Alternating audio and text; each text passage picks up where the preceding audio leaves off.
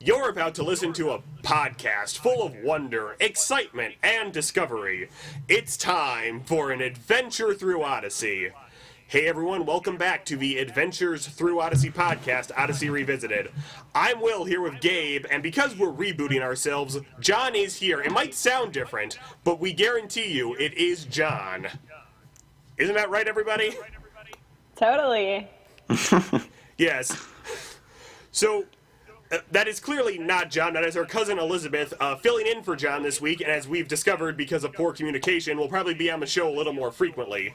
Which is good, because I've received a few emails about adding a woman to the show, so I feel like I'm meeting some quota with this. Feminism at its finest. Yes. So, John will be back next week when we will talk about Album 22, but we were having some issues with our Adventure Club account, so this week we're going to talk about how, when the show rebooted, would we have rebooted it differently? We're about 10 albums into the reboot now, so I figure now is as good a time as any. So... I would not have rebooted it at all, but that clearly was not an option. I think it was an option, but I understand why they had to do it, to some extent. Because their writers needed a break? Well, yeah, but if you think about it, because they took a year-long hiatus after Wit came back from the Middle East and kind of rebooted it, but it felt way more in the original spirit. Okay, wait, are we talking about the reboot after Wit came back from the Middle East after the last, or like after the last Wit died and they changed Wit's voice? Okay, so it was after Wit came back. The first episode when they came back was Jack and Joanne get married. Spoiler alert. Okay. And that was still the old Mr. Whitaker's voice? No, that was right. That was the second Wit. That was the second Wit? Yes. Okay. Yeah, that... Not the third one yet. Right. That I gotcha. Confusing Odyssey timeline. So... He's a Time Lord, so... Yes. Now, just to make sure, how caught up is everybody? I know I'm all the way through, except with the November Club episode. Gabe and Elizabeth? The last episode I listened to was the one where Connie was at, like, coffee with that pilot dude. Jeff Lewis? Who she had dated at some point, yeah. Yes. That's probably a good time to stop. Like a year ago. Yes. Now, certain other podcasts would make you believe that Jeff Lewis coming back was a big emotional moment that you would fangirl over. I'm not going to say which podcast that is, but, I may or may not have fangirled over that moment. Okay. Well... Is it even possible to fangirl on Odyssey? You'd be surprised, like when Bernard came back during the Pinocchio episode.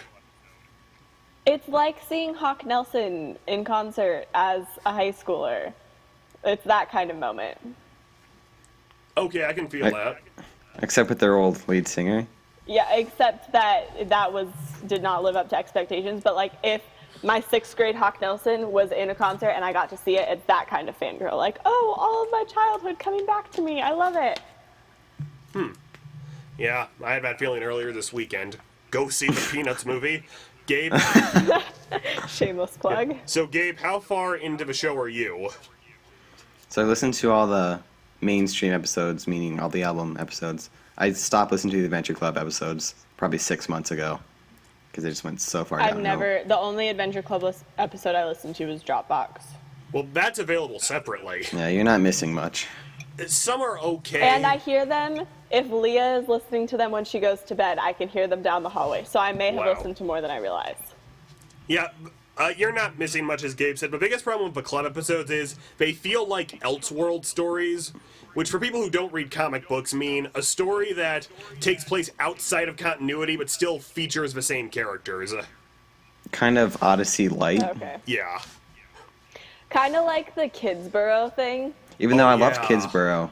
I loved Kidsborough, but it felt... it kind of fit. It was weird that there was a whole different cast of kids. Like, again, Mr. Whitaker's a Time Lord. He's in the alternate universe. Right. But didn't a couple of those kids come back? Yeah, they came back in, like, the 2nd generation of Odyssey kids, or 3rd generation. Yeah. Was it maybe Take It From the Top or something that had a few episodes? Yeah, I know Jones and Parker came back, but was that it? No, Barrett. Well, the guy, Ryan... More, but Nelson. Nelson. Ah, okay. All right, let's actually move on to talking about how we would have rebooted differently. So we're looking at everything album 51 and forward. So do we just want to address the elephant in the room? What, the conspiracy? No, Mr. Whitaker. You mean how he went from being a loving grandpa to a creeper? Anyone who's yes, especially if you've seen the cover of The Ties That Bind. I haven't. I'm gonna Google it. You might want to. Yes. So I am immediately not adverse to them changing Whit's voice, but I just wasn't a big fan of the new voice because it felt a little too different. Well, Yeah, like you... I feel like first of all, the first two voices sounded very similar to each other. Like, I couldn't tell until I was older that there was a difference, and the difference is pretty minute. But then the third Mr. Whitaker, like, gave him a whole new personality. Oh, that's a special cover. Yes. If you haven't seen the cover of The Ties That Bind, look it up. Although, if you're listening to this podcast, you probably already know what we're talking about. Oh my. Okay. All right. It also doesn't help that they try to keep him out of the storyline as much as possible. Yes. Right. It's like, just commit to him or take him out. I feel like they just could have found someone with a voice so much more appropriate than Andrei Stoica's to be who Mr. Whitaker is. Right, and it's important to note, he was their first choice for Whit when the show started. Like, there's apparently audio somewhere with him and Katie Lee doing, like, the first episode. So do you think we would feel differently if he was Whitaker from the beginning? Probably. Yeah, probably. We'd probably be a little more on board with it, but, when the inevitable happens and he dies, then it's going to be harder for them to replace him. Honestly, at that point, I think Whit needs to be gone. Unless they can find someone that sounds a lot like the first two. Oh, wait, you gained all that weight back. I think they just need to, like, transition Jason into the position that Whit fills right now. Yeah. Yes. Briefly hopping back to what Gabe said about him being out of a story, when they do put him in the story, he's doing weird comparisons involving trains and gay marriage. Well, No, the pens. other thing is the reboot took Odyssey from being timeless to dealing with, like, current social modern issues, which I'm not a fan of. I have a feeling Yeah. possibly Focus on the Family thought that they weren't doing much with Odyssey just being slice of life episodes. Maybe they wanted to make more of an impact, but like, I don't really see why they had to do that. Right, and I mean, we're all kind of talking about The Ties That Bind, right? And that's just them covering an important mostly. issue. Okay, I know you haven't listened to it, Elizabeth, but the biggest problem is they never actually say it. So it actually comes off as a little harder to understand. Right. Like, if you're a target audience of the show... Wait, is The Ties That Bind the most recent?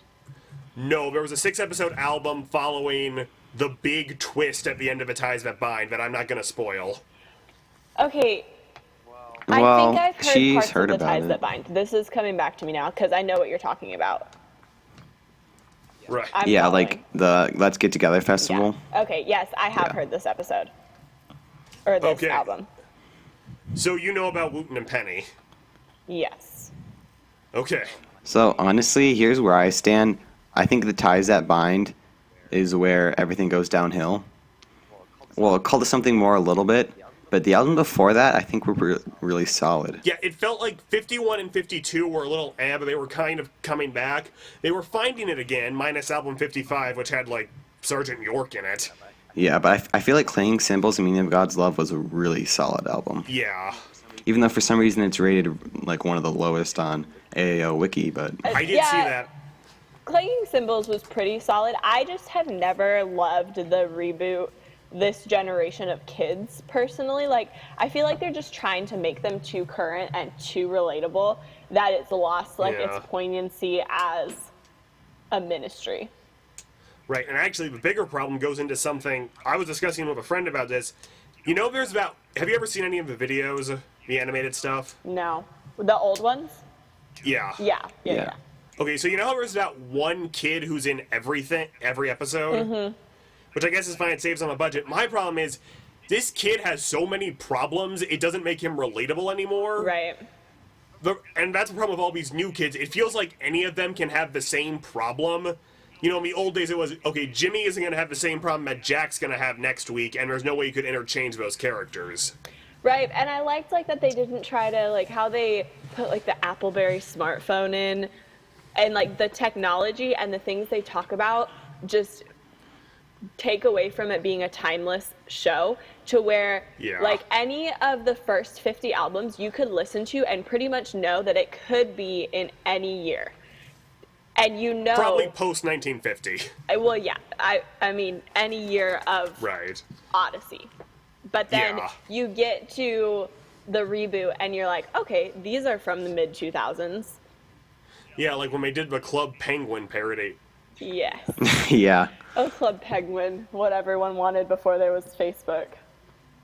Yeah, then they made Face Space, which just sounds like something your grandma would say if she doesn't know what it is. I wanted a Club Penguin so bad when I was a kid. But, okay, here's the other thing. Green Ring Conspiracy, I loved.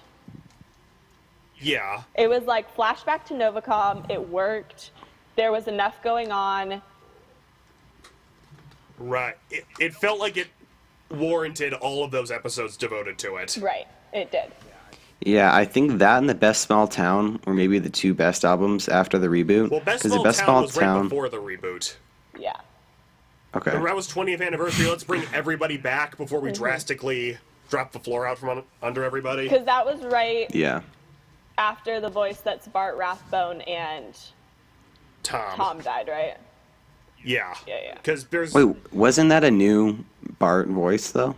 Yes. They had to bring Bart in for, like, one scene to address something, so they found a different voice actor. But for everything with Tom, it was old, reused footage. Yeah. So... Which was pretty impressive, in my opinion. Yes. Right. I do give him credit for that. They did that for Wit for a while, but, right. And another thing I would like to address is the Parker family, because they're essentially the fill-in for the Barclays and the Washingtons this time. As far as, like, a main central family. I don't love any of the new families, except I think Jay is really good. Yeah. Other than that, there's no one, because they're so interchangeable other than Jay. That is true. Buck's starting to kind of get up there for me, but, yeah, but Buck also is just like, can we just, like, resolve this character? Like, I don't even want to hear about him again. There's so much drama. Well, if you listen to the newest album, they sort of resolve it. Okay. Like, it sounds like they're not going to go much further with, you know, what he did. Yeah. So, the Parker family, I feel like, is too generic. Like, the Washingtons, like, they had their own family personality. You saw that in, like, Sunday Morning Scramble. I can't think of what else right now, but, whatever the one was, The Best Dad Ever or something. Yeah, the hot dog car episode. Yeah. They had their own unique personality, and the Barclays had their own unique personality, where, like, Donna was getting in trouble for sneaking into barns, and they each had their own unique family issues, and moving to Pokenberry Falls, which I appreciated. The Parker family is just, like, the typical Christian family, which I think is just not super effective. Right. And here's one... Yeah. Oh, go ahead. I feel like, I know I said this a lot, but everyone's so generic and interchangeable that it doesn't really give Odyssey a personality. Right. And the one thing with the Washingtons versus the Parkers, and I'm going to try not to sound racist here, you always knew the Washingtons were black. You know, with the Parkers, it's kind of, maybe when Grandma's around, you know they're supposed to be Hispanic. Oh, yeah, I always think of them as not Hispanic. Yeah, but... I think their best episode was Clutter. Other than that, everything is, you could do it with any family. It's super generic, yeah. Any kid. Even to some extent, that felt like the recycled Washington script. It did. It felt like they were trying... Yeah. And it felt like they were trying to make them, like, just another family and not give them their own unique personality like the Washingtons had. Like, you knew if there was a Washington episode that you were going to laugh. And you knew if there was a Barkley episode, there were going to be some big life issues in it. Yeah. And, like, not that those genres didn't cross over, but there were, like, distinct personalities to each family. Absolutely. Do you guys think that after the reboot, the writing has gone down? Because I know they haven't gotten a whole new cast of writers, but it seems like the script does not favor Yeah, anyone. well, before we get to that, Gabe, but one thing I will say is, bouncing off what Libby said, the Parker's very distinct feature is they learn a lesson. Let's have a fiesta! Leah's gonna kill you for that one.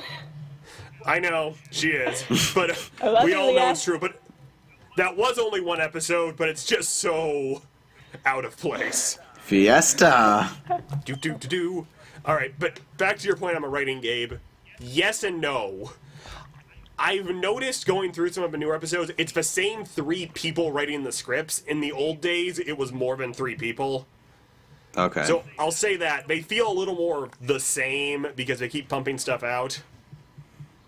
Well, and I feel like there are certain albums that'll really hit a hot spot where it feels like really good writing, like The Ties That Bind or Clinging Symbol, or sorry, not The Ties That Bind, Green Ring Conspiracy or Clinging Symbols. But then a lot of episodes just feel, or a lot of albums just feel like filler albums, more like a dime novel rather than the next big thriller novel. Okay, I'll give you that. And it does seem like they might be going in that direction with the 6-episode album that they released with ongoing storyline that was pretty weak. I also Right, don't well- like. I can't say I don't like the ongoing storyline, but it has to be done really well. There are certain albums I like it, and certain albums I'm like, they could have done better. Yeah, well, I'm assuming you haven't heard the newest one where Penny tries to decide if she wants to marry Wooten. Taking the plunge. I've heard parts of it. All right, so that's essentially stretched out over 6 episodes, which is fine. But then Eugene investigating at a bank is stretched out over 6 episodes. Buck's redemption is And- stretched out over 6 right. episodes. Yeah, there are certain Yeah, I mean, storylines we've- you can stretch out, and certain ones that it's just like, okay, Right. this could take a 23-minute episode. Yeah, like we've talked about this before on here, but I just feel like the best storyline in that was Eugene investigating at the bank, and that could have been a really good 1 episode. Yeah. Right. And then, because next album there's an episode where Mrs. Parker has to learn how to ride a bike. Again, what sounds like a good idea is a recycling of an old script, because that's Connie teaching Eugene how to drive a car. drive. Yeah, and if that's stretched out over those 6 episodes, that's no longer funny, it's tedious. I also, Yeah, that better not speaking to happen. the recycling of a script, I think Focus on the Family needs to decide who their listeners are. Because if they want to keep appealing to the people, to the 90s kids who grew up listening to Odyssey, they can't recycle scripts. But if they're trying to appeal to the kids that I babysit, then the kids aren't going to know any better than that it's a recycled script. So I think they need to have a more focused audience. I will sort of agree. I do understand they want to still appeal to the younger kids, and there's a way to do that while appealing to both Right. audiences. Because one thing I will say is, John and I will, when a new season of Arthur is released, because it will always air in Canada, like 6 months before America, and they'll be on YouTube, we'll Skype each other and kind of riff on the new episodes, because 80% of them are recycled from the old episodes, and they're done really poorly. Like, for example, this last season, a hurricane hit the city, and it was a repeat of the episode where the school catches on fire. And it just didn't have the same oomph, and it was clearly just trying to appeal to the kids now, who might be in Florida. Well, I hate to say it, but you might be the only listener to this podcast who is an Arthur connoisseur.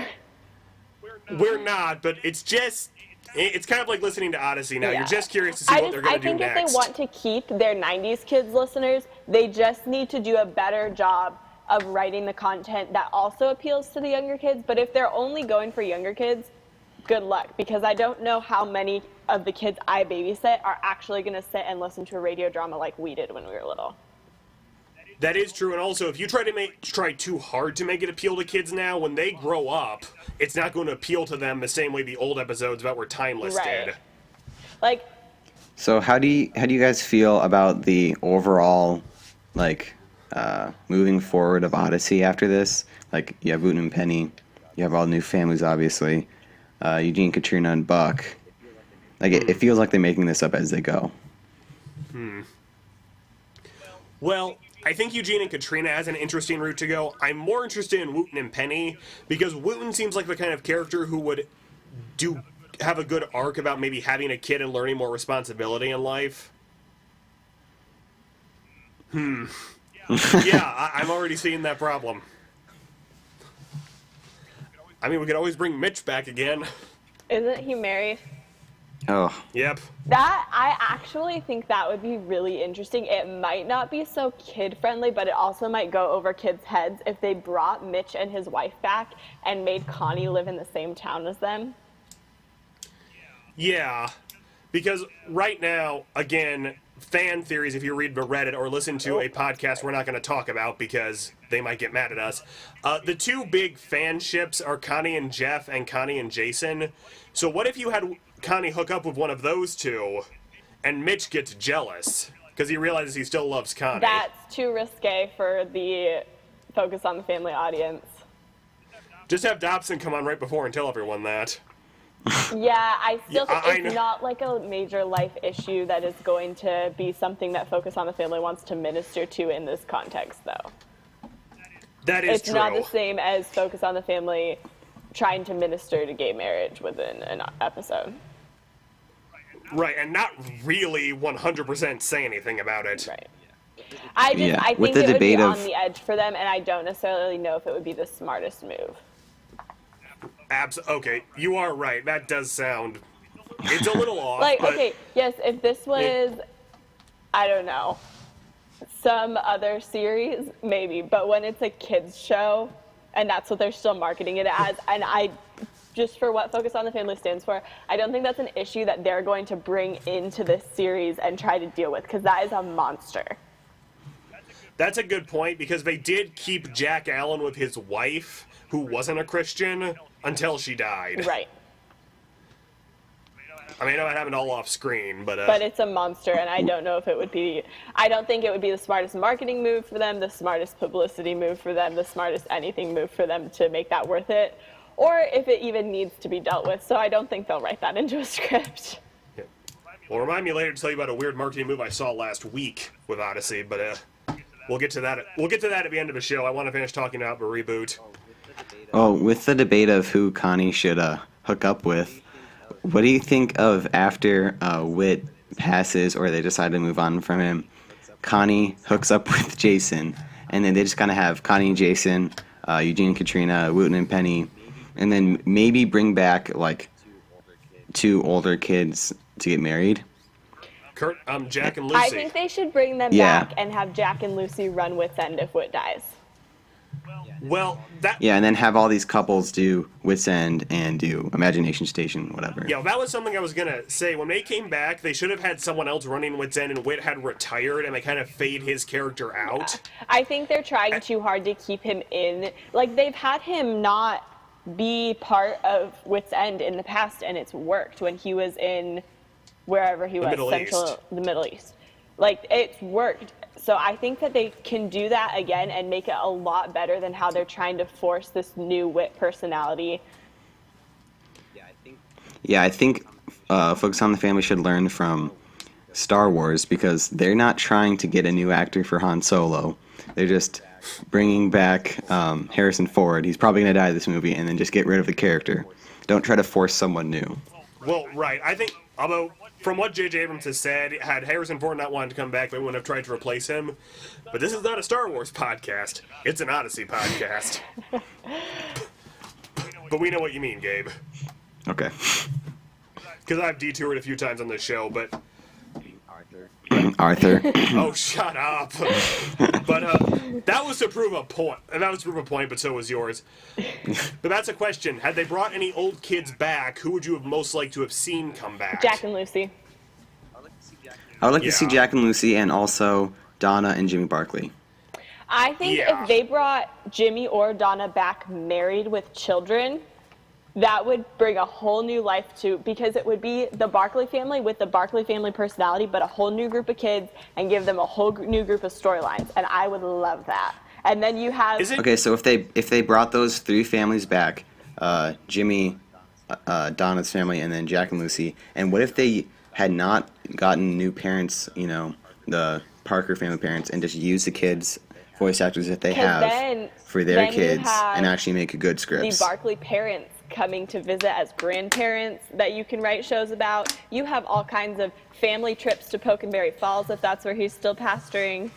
There's a whole slew of script options there that keep your 90s kids still interested but also appeal to your younger kids. Yes, although I think Netflix is already doing that with Fuller House. This But, is yeah. a radio drama And- for the 90s Christian kids out there. It's a totally different... And let's just be honest, right. Jay would be Jimmy's kid. Yeah, okay, actually, Jay was one thing I wanted to talk about, because I do like his character, but they clearly split Rodney between him and Vance. It's true. Right. I feel like Jay is a little bit too... Well, actually, I like him because he's different. He's not like anything we've ever had. But Vance is a little too hardcore. Right, it's like Jay's... He'll help you if it benefits him, Rodney, then Vance is hardcore Rodney, but hardcore Rodney was never this hardcore. Right, like Vance could probably be on drugs. What? There's a new one to address in Odyssey. Actually, that wouldn't be a bad idea for a story That arc. actually then, wouldn't be a bad one at all. And then Jay is dressing up as Elvis. Like, that's how different they are. Wait, when did Jay dress up as Elvis? I don't remember that. And he has the Elvis jumpsuits. Oh, yeah. And he's in a zombie show now. Yeah. Whoa. Well, I'm trying to think. I would also say use more of the machines inside Wit's End. Yeah, I think even though- Steph has gone to these kids trying to be independent and everyone is outside of Wit's End, but there was something timeless and special about Wit's End kids actually learning lessons inside Wit's End and in the Wit's End machines. Right, because we barely used the imagination station. Yep. Yeah, no room of consequence.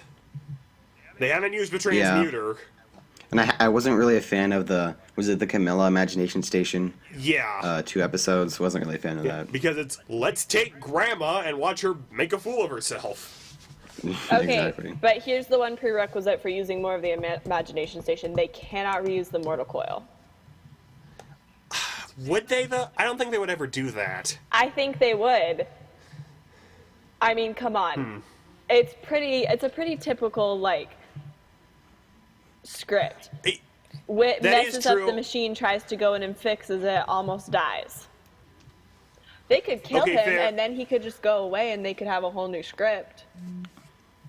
Oh, yeah. That would be a could good be idea. So are you guys both in favor of shaking up, like, everything with some somehow getting rid of Wit and just totally going with a new Yes, paradigm? because Yeah, I'd Wit say- is not Wit to me anymore. Yeah, he kind of... Yeah. Yeah, it's almost like someone wearing a Wit mask. Like, honestly, if they're gonna go with this voice actor, which they have, they should at least make him a part of the storyline. Right. Like, don't just throw him in at the end. Yeah, honestly, what I would do if I were writing this is have Wit retire, Jason takes over Wit's End, And then bring back Jack Lucy. bring back Jack and Lucy. Maybe because of that, Jimmy moves back to Odyssey. I would really like And to Donna. see Jack and Lucy run Wit's End. That would actually be a better idea because I don't think Jason would want to do it. I don't think Jason, because he's Yeah. never been 100% invested in it and he's screwed up in the past with running Wit's End, I think it would be really cool to bring Jack and Lucy back. Right. Because then Okay, there would yeah, be all so- these then and now kind of scenarios where they can, Jack and Lucy have all their stories that they're giving to the kids about when they were at Wit's End, and it brings back this whole like generational thing. Right. And that would be a cool way to do callbacks without being too obvious about Yeah, it. it's true. Yeah, I feel like it is kind of a no-brainer just to have Jack and Lucy, Donna and Jimmy, and Jason, possibly with Connie. I think it would be Just as hilarious the main to character. have Donna's family or Jimmy's family move back and then have what is their dad's name? George Barkley George and Mary coming back as grandparents. Yeah. Think of the Yeah, things script of Barclays potential for were- that. Yeah, the Barclays were such a big part of Odyssey for so long that it's kind of foolish of them just to throw them away totally. Yeah, that's the closest thing they have to a legacy character Or who's have- left the show. Have Marvin come Right. back with his family as like a second generation Washington involved in Wit's End. Well, should we tell her who you casted for Marvin, Will? You mean Kevin Hart? Yeah. That's a good one. That's a good one. Yes. But I do like all of those ideas. Because Odyssey really has never talked too much about the grandparent angle of anything. Yeah, I think that would be a really interesting scenario because they've talked some about the in-law scenario, I feel like. With Well, what? Oh. Yeah, with Eugene and Katrina. Katrina's parents Yeah. have gotten into the in-law scenario a little bit with the I'm totally blanking. Parkers, yes. Thank you. Yeah, because honestly, no one has had kids on Odyssey. But Barkley's had Stewart. Yeah. Oh yeah, except like no one has had their first kid. Okay, that is true. Oh, first Well, no. time parents? That would be a good one. One of those kids comes back to raise their kids in Odyssey because they don't want to raise their kids in Pokenberry Falls or somewhere else. Well, Okay, can I just say, please don't do this with Wooten and Penny. Well, that would be a whole nother scenario. But Like, I can see that coming like down the pipeline. I really don't want it to happen. Donna and her husband coming back to raise her child in Odyssey, and the first time mom thing and the first time dad thing with whoever she married. that would actually be a good idea. That would be a really good, unique new script. Right, because they're already kind of going with Wooten and Penny's relationship, kind of this whole, newlywed thing and getting through all of that. So I think having new parents there at the same time would be something to kind of And bounce that would not between. only be like, they could make it interesting for the younger generation of Odyssey listeners, but for our generation of Odyssey listeners, it would be plain hysterical. Yeah, absolutely. And that's Now, can I get the that's a voice good way to actors? keep the 90s kids interested in Odyssey.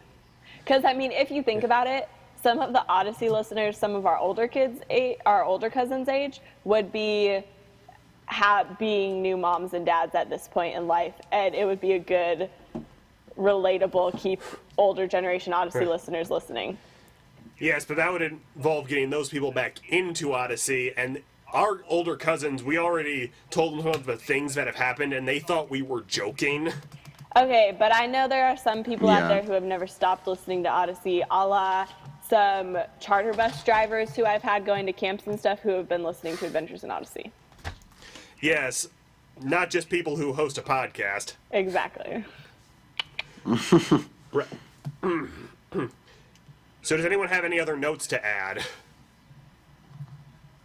I don't think so. I hope they get on the idea of potentially bringing old characters back with their new families. I think that would be a really good marketing move for them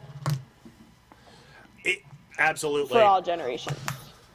Yeah, but what I was going to say about weird marketing was I was at a Christian bookstore the other day, and they were like giving away Odyssey CDs and pamphlets to hand out to trick-or-treaters. Well, you know what restaurant? There was a restaurant that used to give away Odyssey. Chick-fil-A, Chick-fil-A right? used to give away Odyssey, and it's kids' meals. Well, yeah, but I just think you're going to get egged if you hand out a toothbrush. What are you going to do if you hand out a religious radio show? I shouldn't say it like that, but one, that seems a little expensive unless you know how many kids you're getting, but Yeah.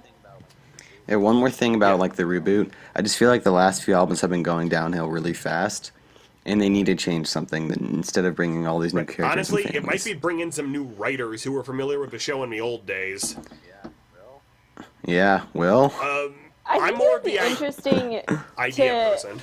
see like old voice actors' opinion on how the show is now.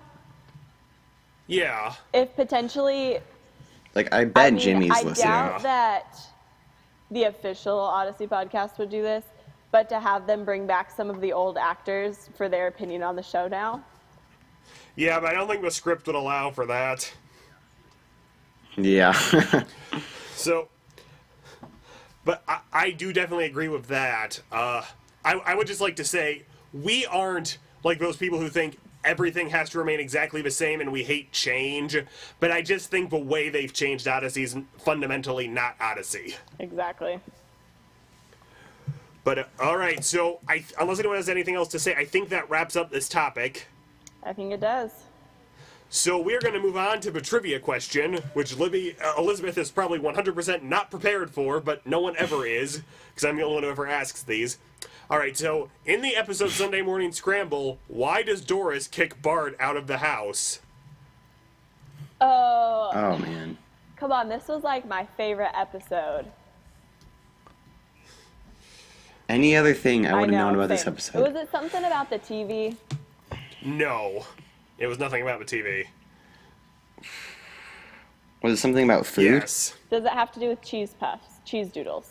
Yes, it does. Did he eat all the cheese It doodles? was something about the cheese doodles. Did he put them in his cereal or something? No, that was the cheesecake. That was the cheesecake. Yeah. I probably shouldn't be helping you this much. It had to do with where he was eating the cheese doodles. No. In bed? I In have the no idea. shower. He was eating cheese doodles in the shower. Okay, I'm sorry, but hashtag college life. Hey, I came up with that 15 minutes ago, so maybe in a week, maybe this week I'll post a video of me trying to eat Cheetos in the shower just to see if it's even remotely a pleasant thing to do. I really don't want to see you in the shower, Will. I have my clothes on. Let's keep this G-rated. Okay, you're right. All right, so that wraps up this episode. Join us next week when John will be back and Elizabeth will most likely be here with us when we're going to finally talk about album 22, The Changing Times. I promise this time, by the way. You can follow us on Facebook at An Adventure Through Odyssey, Twitter at AIO Revisited, with all of the I's this time. If someone pointed out to me I spelled it wrong. Tumblr at An Adventure Through Odyssey, Instagram at An Adventure Through Odyssey, Periscope at the same. You can email us at anadventurethroughodyssey@gmail.com. And that's it. I'm Will. I'm Elizabeth. I'm Gabe, and the real Donald Trump is following us on Twitter, so go visit it. And I'm Elizabeth. All right. We'll see you next week. Bye.